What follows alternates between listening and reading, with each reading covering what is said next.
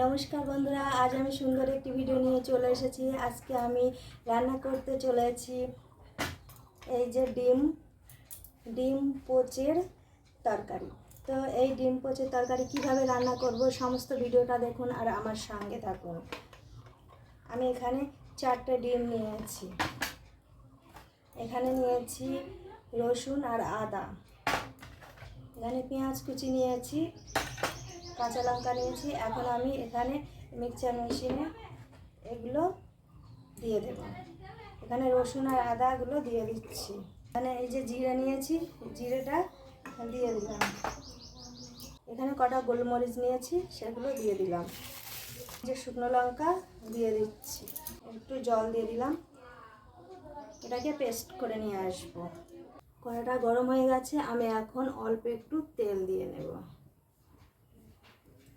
আমি অল্প অল্প করে তেলটা দিচ্ছি, কোর্স করতে বেশি তেল লাগে না। এখন আমি এই ডিমটা ভেঙে নেব।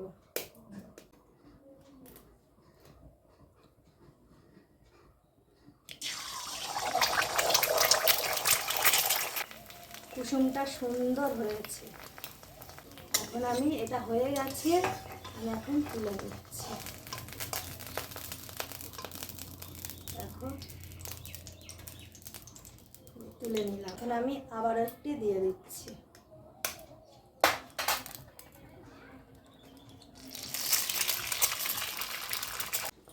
এই যে সব ডিমের পোর্সগুলো ভাজা হয়ে গেছে। দেখো কত সুন্দরভাবে ডিমের পোর্সগুলো ভাজা হয়ে গেছে। আমি এই কড়াইতে এখন সর্ষে তেল দিয়ে দিচ্ছি। তারপরে এটা আমি নাড়া দিয়ে দিচ্ছি। তো তেলটা একটু না গরম করলে একটু কাঁচা কাঁচা গন্ধ লাগে, তাই তেলটা আমি ভালো করে গরম করে নিয়েছি। এখানে ফোড়নের জন্য গোটা গরম মশলা, গোটা জিরে আর একটা শুকনো লঙ্কা নিয়েছি। এটা আমি এখন ফোড়ন দিয়ে দিচ্ছি। আর এখানে কেটে রাখা পেঁয়াজ কুচিগুলো দিয়ে দিচ্ছি।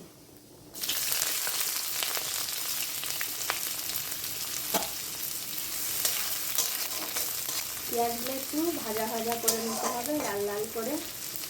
সুন্দর এবং সহজে এই রেসিপিটা রান্না হয়ে যাবে। বন্ধুরা, কম সময়ে সুন্দর একটি রেসিপি তৈরি করে নেবেন বাড়িতে। খুবই সুন্দর লাগবে খেতে, আর গরম ভাতের সাথে তো গাছটা জমে যাবে, একদম ফাটা ফাটা। এখন আমি এই হলুদ গুঁড়ো দিয়ে দিচ্ছি। জিরে, আদা, রসুন, শুকনো লঙ্কা, গোলমরিচ বেটে রেখেছি, সেই মশলাটা আমি এখন দিয়ে দিচ্ছি।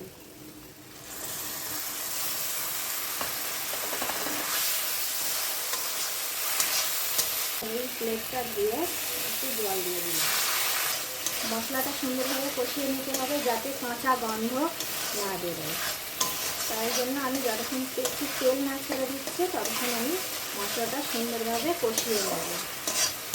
একটু কাশ্মীরের লঙ্কা গুঁড়ো দিয়ে দিচ্ছি কালার হওয়ার জন্য।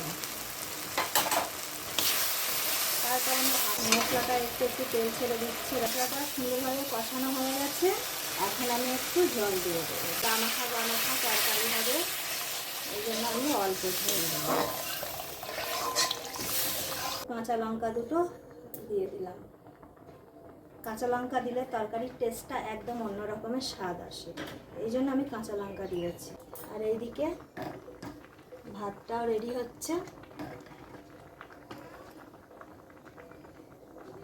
ভাতটা হয়ে গেছে, ভাতটা এখন আমি নামিয়ে নেব। ঝোলটা কত সুন্দরভাবে ফুটে গেছে। এখন আমি এই ডিমগুলো দিয়ে দেব। এই যে ভেজে রাখা এই কোর্সগুলো আমি এখন আস্তে আস্তে ছেড়ে দেব।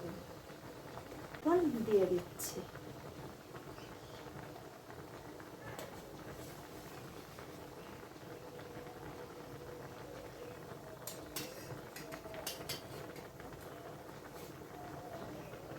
কত সুন্দর একটি কালার এসে গেছে। এখন আমি এই যে নামানোর আগে গরম মশলাটা দিয়ে দিচ্ছি। হয়ে গেছে ডিম পোচের তরকারি। এখন আমি নামিয়ে নিচ্ছি। দেখো খুব সুন্দর একটি রেসিপি তৈরি হয়ে গেছে। এখন আমি নামিয়ে নিচ্ছি। বন্ধুরা রেডি হয়ে গেছে এরকম একটা সুন্দর রেসিপি, ঝটপট বাড়িতে তৈরি করে ফেলো। আর এইটা কেমন হয়েছে সবাই কমেন্টে জানাবে। আর এরকম নতুন নতুন ভিডিও দেখার জন্য আমার সঙ্গে থাকুন। আজ এই পর্যন্ত, দেখা হবে অন্য কোনো ভিডিওতে। টাটা।